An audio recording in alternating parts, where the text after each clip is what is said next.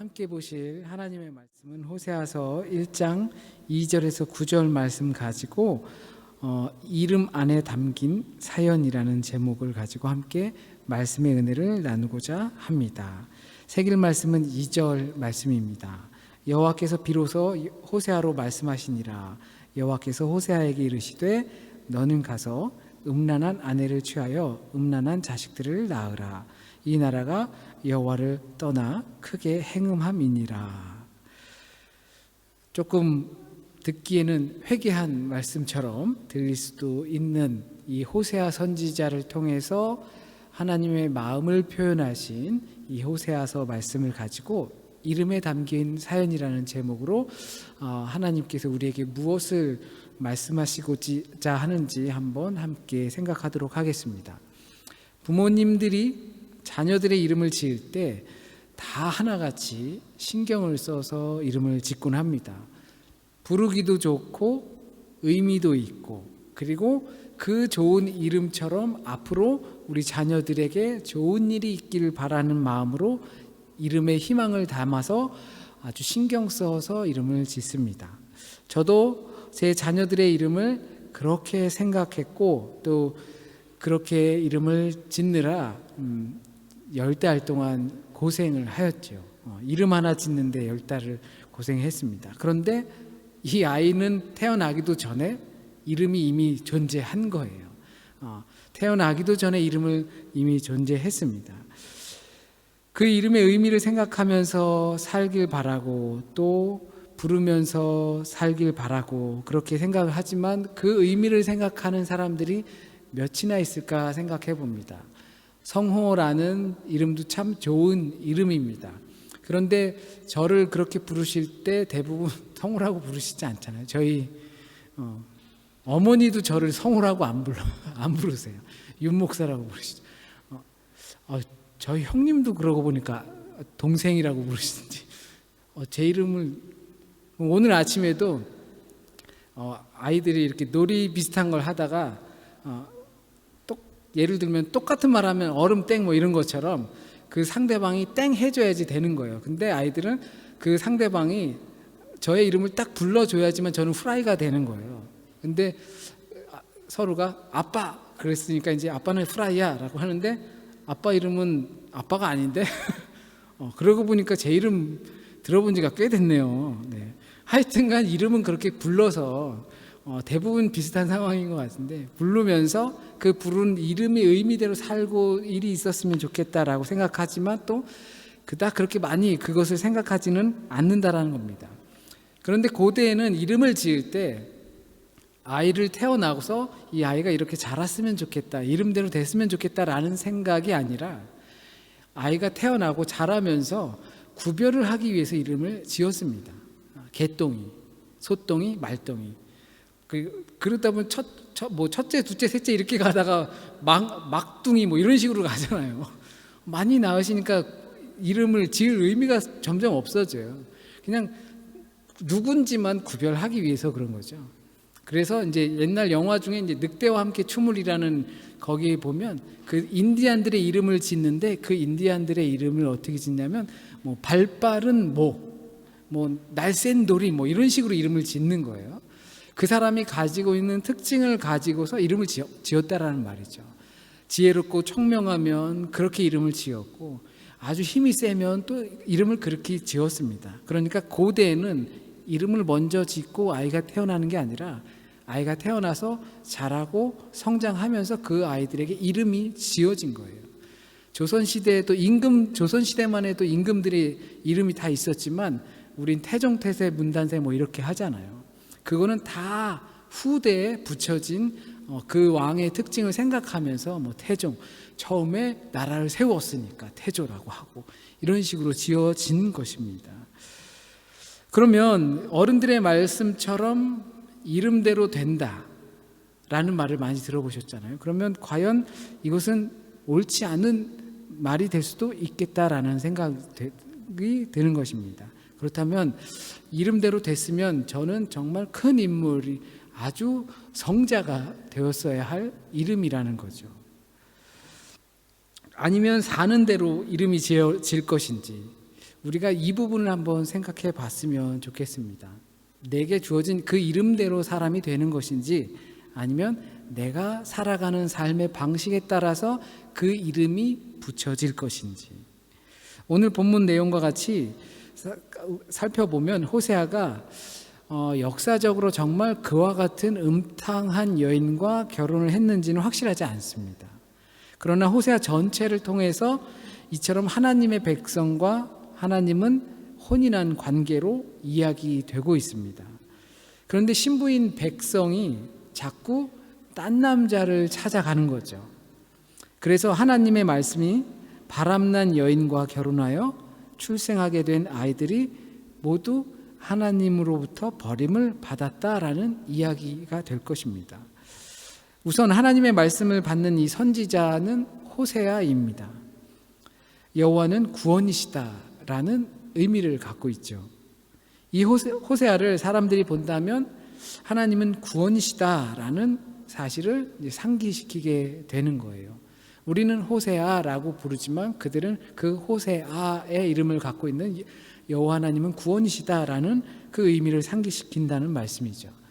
그런데 호세아 선지자가 활동하던 시절, 그 시대적 상황은 과연 하나님이 구원이신가라는 것을 의문, 그와 같은 마음을 품게 되는 상황이었습니다.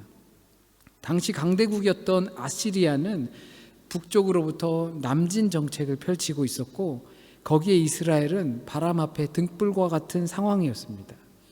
이런 상황은 어떻게 해도 피할 수 없는 상황이었습니다. 피하려고 몸부림을 쳐도 오히려 바람이 거세어서 촛불이 불안하기만 했던 상황이었습니다. 왜냐하면 이스라엘이 하나님을 의지하지 않았기 때문이다 라고 말씀하고 있기 때문입니다. 북이스라엘의 태생 자체가 그랬습니다.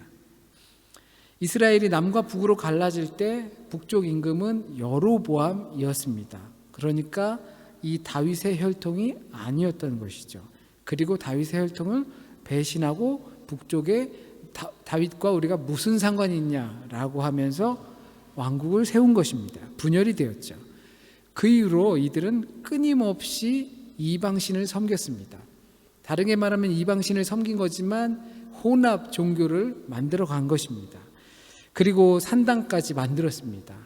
많은 사람들이 예루살렘 성전을 그리워하고 있을 때 그들의 마음을 빼앗기기 싫기 때문에 북쪽에도 그와 얼추 비슷한 의미를 갖고 있는 장소와 모양을 갖춰야겠다라는 생각으로 그와 같은 산당을 짓고 또한 예배할 처소를 마련했습니다.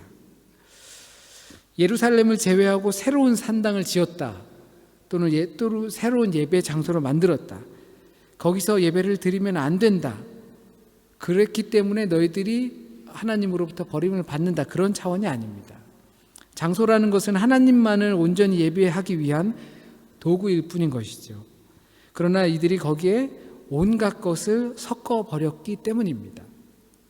예루살렘에서 예배를 드리지 않았기 때문에 그들이 하나님을 믿지 않았다라는 결론으로 가는 것이 아니라, 어디서 예배드리는 것보다 어떻게 예배드리는지가 더 중요한데, 이들은 어떻게를 빼먹고 그 어떻게에 온갖 자기들의 욕심과 욕망을 채워줄 수 있는 것들을 다 끌어다 모았다라는 것입니다.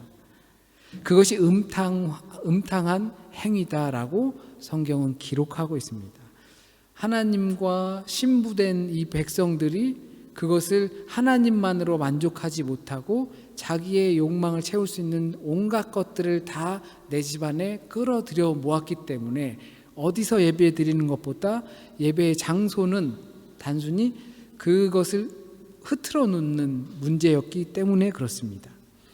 이러한 비유는 예수님도 함께 이 비유를 들고 있습니다. 예수님이 곧 신랑이다라고 말씀하고 계십니다. 그리고 이 음탕한 여인의 특징을 우물가에서 만난 그 여인을 통해서 볼 수가 있습니다. 우물가에 있었던 그 여인은 도대체 내 남편이 누구냐라고 이야기를 합니다. 그럴 법도 한 것이 네가 참 그럴 법도 하다. 왜냐하면 이리저리 너에게 정줄 수 있는 게 없었기 때문이다 라고 말씀을 하십니다. 여기서 말하는 것은 예수님께서 그러고 나서 그 여인이 그렇다면 우리가 어디서 예배를 드려야 합니까? 라고 되물을 때 예수께서 신령과 진정으로 예배를 드려야 한다라고 말씀하십니다. 그것은 어디서 예배가 중요한 것이 아니라 어떻게 예배가 중요한 것인지를 말씀해 주고 있는 것입니다. 하나님의 자녀라는 이름이 우리에게 주어졌다면, 우리에게 그리스도인이라는 이름이 주어졌다면 그 이름대로 우리가 그리스도인이 되는 것은 너무나 좋은데 항상 그렇지만은 못하다라는 것입니다. 그 이름에 걸맞는 삶을 살아야만 거기에서 온전히 그 이름에 맞는 우리의 모습이 이루어진다는 것입니다. 호세아는 그 명령대로 음탕한 여인과 결혼을 했습니다. 그 여인의 이름은 고멜이었습니다. 그 이름의 뜻은 끝, 마지막이라는 뜻을 가지고 있습니다. 하나님과 이스라엘 민족과 이제 끝이다 라는 의미를 떠올릴 수 있겠죠. 또한 앞으로 북이스라엘이 멸망할 것이다 라는 것을 암시하기도 합니다. 이렇게 하나님과의 관계가 끝나게 된 것을 부유함 때문이라는 것을 우리는 말씀 속에서 눈치를 챌 수가 있습니다. 이름 안에 담긴 사연이라고 말씀을 드렸잖아요. 그럴 수 있는 이유는 그 고멜의 아버지가 디블라임이라는 이름에서 찾아볼 수가 있습니다. 왜 고멜이 그렇게 음탕한 여인으로 되었는가라고 하면 그의 아버지가 디블라임입니다.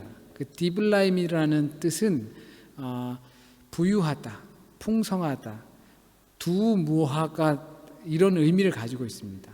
무화과 나무가 그때 같이 공부하셨지만 굉장히 중요한 열매라는 걸 아시잖아요. 그런데 두무화과 나무인 것처럼 굉장히 풍요로웠을 것으로 보입니다. 디블라임이기 때문에 풍요로워진 것이 아니라 그가 풍요하고 어쩌면 이 무화과 나무 농장이 크게 있었을지도 모르는 거죠.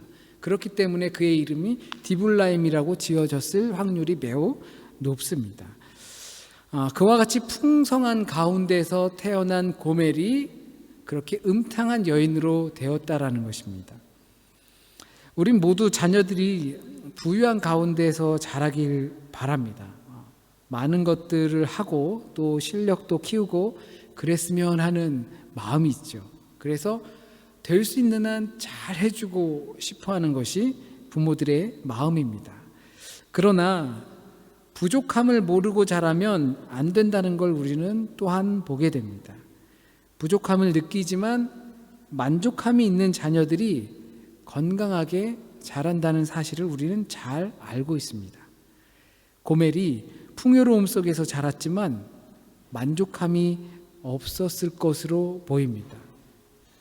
풍성한 것을 누리면서 살았지만 그것에 대한 만족감이 없었기 때문에 허전함이 계속 있었을 것입니다. 그래서 남자, 곧 우상을 계속 바꿨던 것이죠. 우리가 부와 유익과 편안함만 쫓아다닌다면 그것들이 우리에게 만족함을 주지 못한다는 사실을 확실히 알아야 합니다. 또 다른 욕망을 솟구치게 할 뿐입니다. 이것은 곧 우리가 음탕한 길로 들어서게 되는 지름길이 된다는 사실을 이 고멜을 통해서 알 수 있을 거라 생각합니다.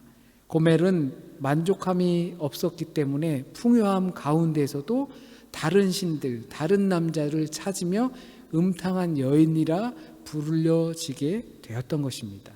그로 인해서 하나님과의 관계는 이제 끝나게 된 이스라엘을 상징합니다. 호세아가 그런 고멜과 결혼을 했으니 이제 후손을 봐야겠죠. 그러나 그 후손도 크게 다를 것 없습니다. 첫째 아들은 이스르엘이라고 짓습니다. 그 이름의 뜻은 하나님께서 직접 씨를 뿌렸다라는 것이죠. 그도 그런 것이 다 그것들이 하나님의 자녀들이었기 때문에 그렇습니다. 그런데 이것은 성경 속에 오늘 본문 속에서도 보시는 것처럼 이스라엘 평야가 등장합니다. 이스라엘 평야는 사마리아 북쪽 인근 지역입니다. 그 전체적인 지역에는 무깃도라는 지역이 또 있습니다. 그 무깃도라는 지역은 요시야 임금이 정말 총망받고 유다의 마지막 지역으로, 마지막 왕으로서 좀 다윗의 혈통을 잘 따르는 그 왕이 그 전쟁에서 죽어버렸습니다. 그리고 그와 같은 상황을 계시록적인 표현에서 그리스어로 아마겟돈이라고 그 지역의 이름을 부르곤 합니다. 그래서 뭐 어떤 그 묵시하는 사람들은 이 세계의 마지막 전쟁은 아마겟돈이 될 것이다 라고 부르고, 거기에서 이 아이디어를 많이 얻어서 뭐 그런 영화들도 나오고 또 소설들도 나오곤 하지요. 인류의 마지막 전쟁이 있을 곳이 바로 아마겟돈, 무기또, 이스라엘, 이것은 그들의 멸망을 상징하는 것입니다. 말씀에서도 그대로 말씀하신 것처럼 하나님께서 뿌리였지만 하나님께서 거두시겠다라는 마음으로 이스라엘의 마지막을 선언하신 것입니다. 그것도 초토화시키겠다라는 것이죠. 둘째, 셋째 아들 자식들의 이름은 이름에다 로를 붙였습니다. 이 로라는 것은 그 독일어로는 니스라는 뜻입니다. 아닌 거죠. 부정인 거예요. 무엇이 붙어도 다 안 좋은 게 되는 것입니다. 그래서 루함마, 자비를 받지 못한다.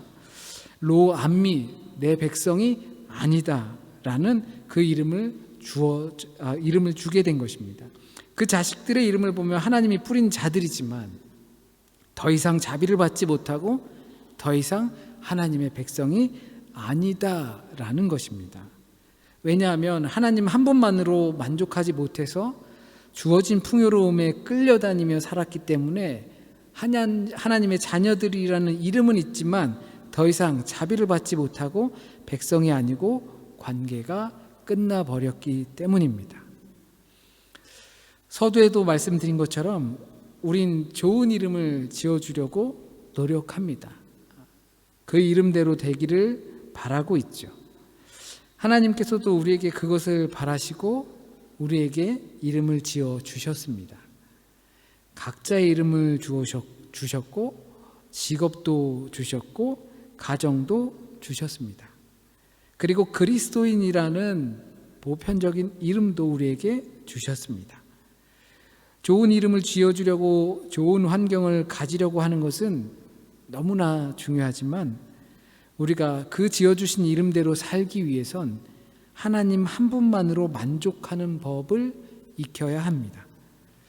너무나 풍요롭고 좋은 것들이 많지만 그것들은 거두는 정도로 그칠 줄 알아야 합니다. 그러려면 우리의 삶의 순간 속에서 무엇이 중요한지 알아야 합니다. 누가 중요한지 알아야 합니다. 그런데 말씀을 통해 보았습니다. 분명 처음엔 다들 좋은 이름 주었지만 그 이름대로 살지 못해서 계명되었습니다. 아무리 이름이 나빠도, 아무리 환경이 나빠도, 아무리 내가 원하는 것들이 잘 되지 않아도 그 상황을 뛰어넘는 삶을 우리는 살 수 있습니다. 이름대로가 아니라 사는 대로 이름 지어진다는 사실을 우리는 보았습니다. 그렇다면 결론은 났습니다. 이름대로 살고자 물론 노력해야 합니다. 혹 좋지 못한 이름이 있습니까? 좋지 못한 환경과 상황과 직업과 가정과 자녀들 문제와 이런 것들이 있습니까? 사는 대로 부르게 될 것입니다. 소망하기는 우리 모두가 좋은 이름을 가지길 바랍니다. 그리고 그 이름을 갖고 유지할 수 있는 상황이 되길 바랍니다. 하지만 더욱더 큰 것은 우리가 살아가는 대로 우리에게 주어지는 이름이 있다라는 것을 분명히 생각하시길 바랍니다. 아주 조금만 더 주님께서 무엇을 원하시는지 더 깊이 생각하고 아주 조금씩 더 그 말씀을 따라서 주의 일을 사랑하며 살아갈 수 있는 저와 여러분이 되길 진심으로 소원합니다. 우리 함께 성만찬에 참여하도록 하겠습니다.